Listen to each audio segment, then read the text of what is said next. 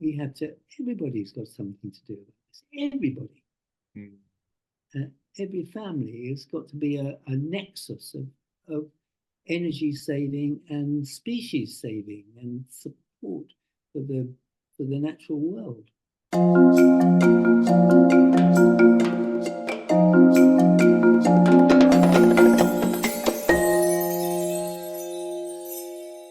Hi, Malcolm. Hi. Good to see you again. And you. Yeah. And you. Looking forward to this. Yeah, me too. Me too. And I was thinking about, what we might cover today and in a way frame it for the people that might be watching, and thinking about some of the other conversations that we have. And what it led me to was maybe stepping back, and thinking about the why of whole intelligence. Why is it important now?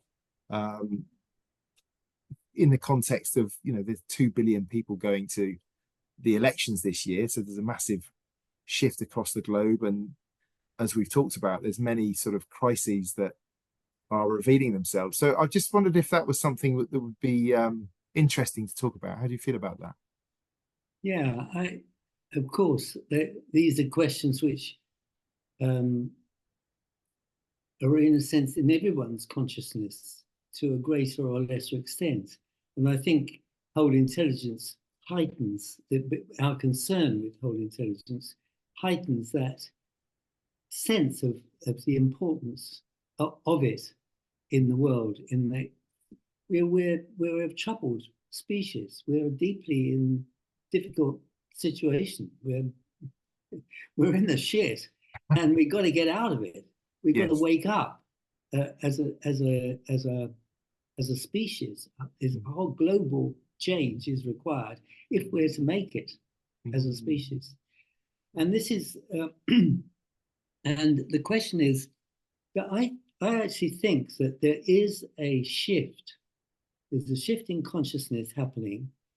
Of course, different countries, different areas, different groups of people are shifting, but they're in, if you like, the vanguard. They're the people who want a different kind of world and a different kind of human consciousness, which is not stuck in the traditions and the patterns of the past, but is, in a sense, really looking to the future.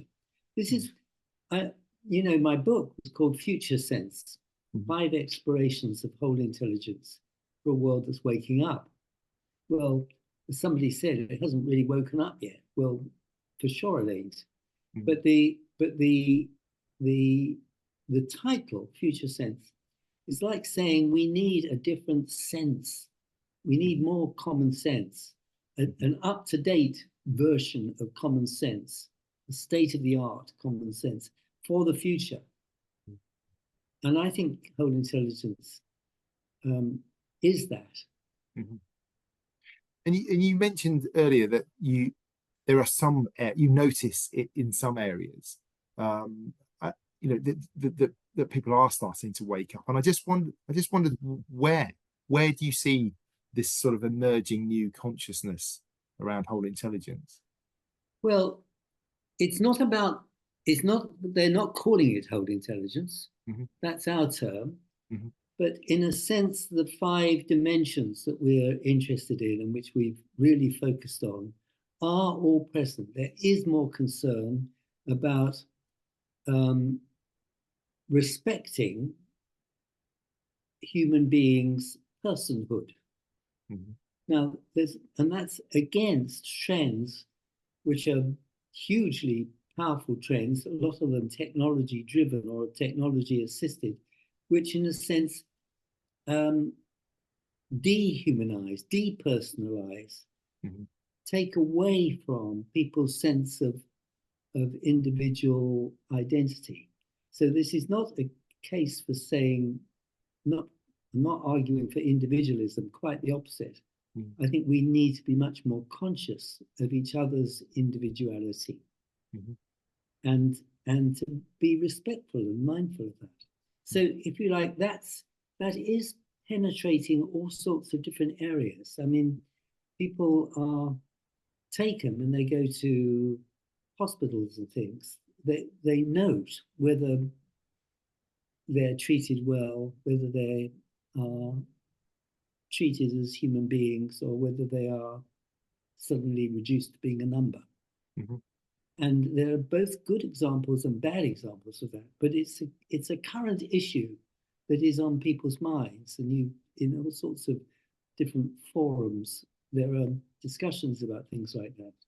So in a sense, interrelating is already, in a sense, under the gaze, under the scope. So people are thinking along those lines, and for each of them. So then we go to embodying. Well, there's a tremendous sense of pay attention to your physical health. Become more conscious of yourself as a working organism. There's more attention to the need for exercise and for healthcare and good sleep. All of these things are being talked about much more in all sorts of different places that weren't talking about them even 5 years ago, let alone 25 years ago. So there's a shift there in the embodying. And then there is in self-recognizing. Well, there's probably more people meditating now, doing therapy, or inquiring into their past, or talking about intergenerational trauma, or looking at their lives. And that's what we call self-recognizing. It's about taking stock of who we are and what our backgrounds are. And that's happening all over the place. And then there's which have I left out? Well, then of course there's a lot of experimentation. The arts are always, in a sense, a seedbed of fresh human vitality, whether it's in music, in dance, or in writing novels, or poetry. That's a huge area of growth continually. And these all feed in to responding to the situation. The situation being one that we are a species that it's evolving culturally at different speeds and different ways. And it certainly isn't stopping. We're changing and growing and being squeezed in all sorts of ways and encountering the great crises of our times, of which there are many, but certainly two of them which are very much in my mind, and yours, I imagine, as well, and many of our listeners and viewers, is the climate change. The fact that somebody described recently to me that humanity was like somebody standing outside their house, seeing it burning and not doing anything about it. Yes. That's one. And the other one is obviously this devastating violence that some groups of people are perpetrating on other groups of people, usually driven by the crazy perceptions and lack of understanding of what goes for international collaboration and a denial of our need to respect other groups and to negotiate with their differences around differences rather than blast away with bombs and shells and the rest of it. I mean, it's a devastating thing for a species to be going about killing other members of its same species. I mean, it's absurd. It's insane. Yes. And I wonder whether it would be worth delving a bit deeper into either or both of those crises that you mentioned, in through the lens of whole intelligence. So what does it mean in terms of our sort of our lack of attention to climate? Although I know there's a lot of attention being paid in certain areas, how might we be thinking differently if we were conscious in a whole intelligence way around climate? How would that be playing out? Well, I mean, the thing is that all of the 5 dimensions are relevant in all of these things.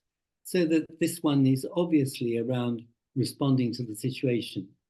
Are we collectively and individually and at every level of society dealing with the climate change, the climate situation. No, that's not happening.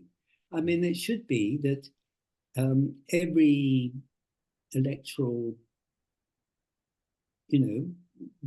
manifesto or whatever should have absolutely at the center of it the education of the whole population to the urgency of this and the need for um, sensible policies which are not being stopped by special groups who happen to be unwilling to change their ways. I mean, the oil industry and so on has to change. It is changing, but it's not changing fast enough. Mhm. But I mean, there has to be a massive change. We're on a war footing. We should be on a war footing, not against other human beings, but against the forces of our complex economies and so on that acts against what is a common sense, a deeper understanding, a whole intelligence. I Yes. mean, that's so there, you see, it's responding. Mm-hmm. But and to the climate, but also we know that there has to be, we have to deal with the differences. There are people who either don't want to hear the news or they don't want to change their ways. So we're into an interpersonal question here. How can we respect people who say, I've got to be warm, I've got to have this, I've got to have these facilities? I mean, yes, and we have to, each of us also take responsibility for quietly suggesting that actually we can't all be as warm as we would like. We can't all use any amount of energy. We've got to cut down. We've got to give up our cars. We've got to stop flying. And some people are doing this, a lot of people are not, and a lot of people are resisting it. We can't go around just shouting, but we have to persuade, we have to educate, we have to underline the need to make the climate issues and the biodiversity issues and the ecological, the environmental disasters and so on, have to link these up and show how they work together and how we need to address all of them. Yes.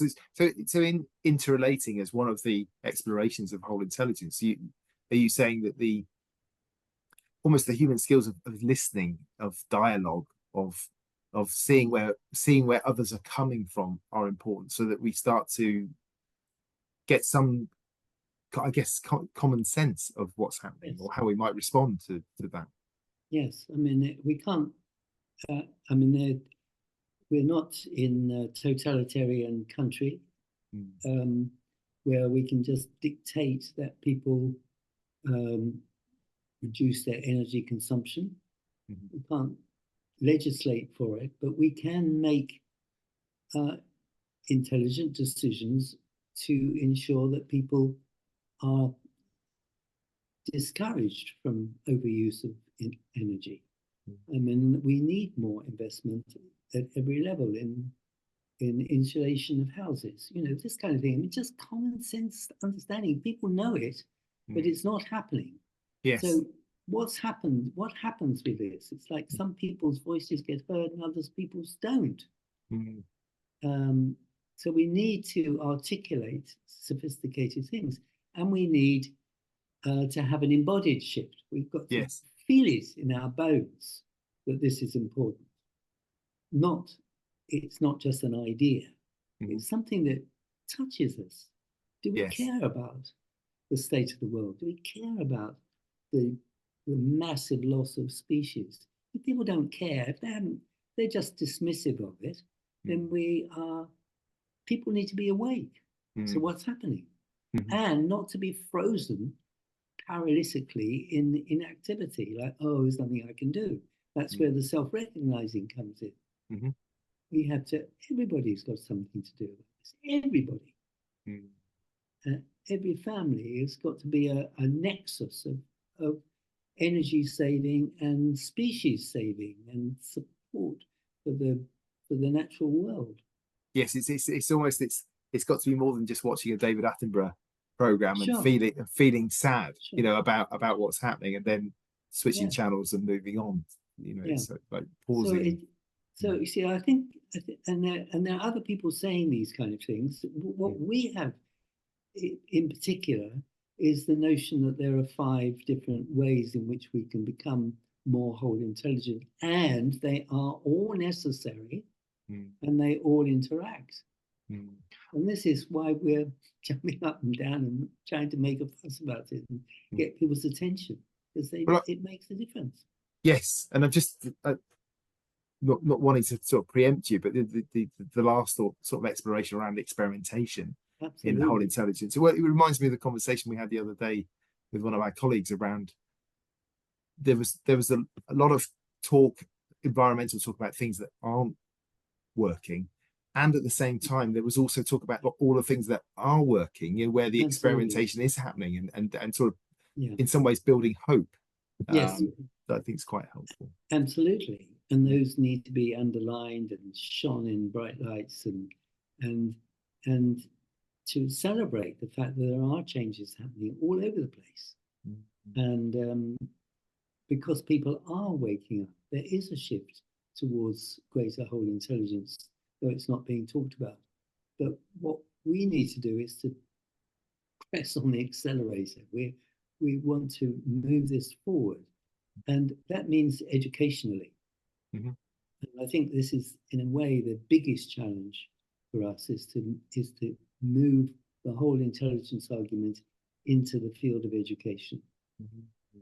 because unless there's a common understanding that we need a completely different form of education at every level, not just in primary schools and secondary schools, but in universities as well. Mm-hmm. I think that's And quite that's a interesting. very big subject. Yeah, it is, and maybe for another time. But also, the impact that could have in terms of how we respond to the situation in the future. How future Yeah, I mean, I noticed it in one of my um, coaching sessions this week. Where I was working with a senior manager, and we were talking about the generational differences, the difference in perspective. And that was really interesting. It's sort of that recognizing the difference of what's important to some of the younger generations that the older generations it's less important, or they're not aware of it, and how do we harness that, so we can respond differently in yeah, different ways that we haven't done in the past to these sorts of yeah. crises. And we also need to think about the mental health crisis. Mm, There are an awful lot of people who feel that life is unlivable. mm, It's like they don't see the positive developments. What they get is just the ways in which their lives are unfulfilled or unsatisfied. mm, And and so whole intelligence has got a lot to say about that, and the notion of experimenting and feeling good in one's body and so on. All of these feed into the feeling good, feeling alive, feeling well, feeling strong and capable.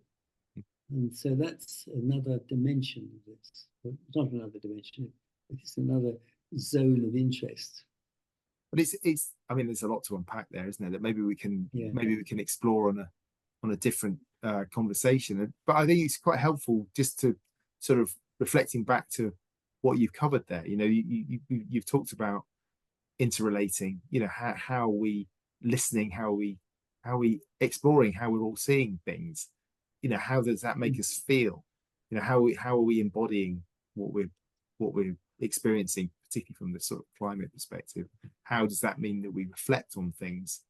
yeah, How does that mean we experiment and respond to the situation differently? And so I can sort of see how they're all at play at once, yeah, they are.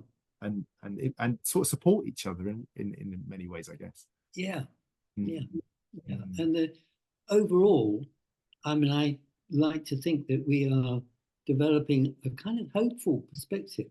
mhm, I don't mean to sort of say that it's all, oh, wonderful, just, let's hope together. It's not that, but it's just that these are fundamental aspects of humanity and of our potentiality, and they are often forgotten or bypassed or not brought forward, and certainly are not talked about in educational circles as critically important. Mm. So, Very interesting, Malcolm. Before we finish, I just wanted to sort of touch on some of the interviews you've been doing, and whether you just wanted to mention those in the context of what we've been talking about. well, one of the things that there's our discussions, but also I've been having discussions with other people who've done things significant in their lives, who've demonstrated or lived the issues of whole intelligence, and trying to bridge from their lives and our perspectives of the five perspectives, the five dimensions. And so there's a number of these that I made, and I've got a lot more that I'd like to make. Of people who clearly are demonstrating whole intelligence and trying to somehow locate what they are doing within the frame of reference of our model, approach. That'd be really interesting. I look forward to those. So, oh, very good. Well, it's as always, Malcolm, it's been lovely chatting with you, and I look forward to when we get together next time. Okay. You take care. Then, take care. Bye-bye. Thanks, Malcolm.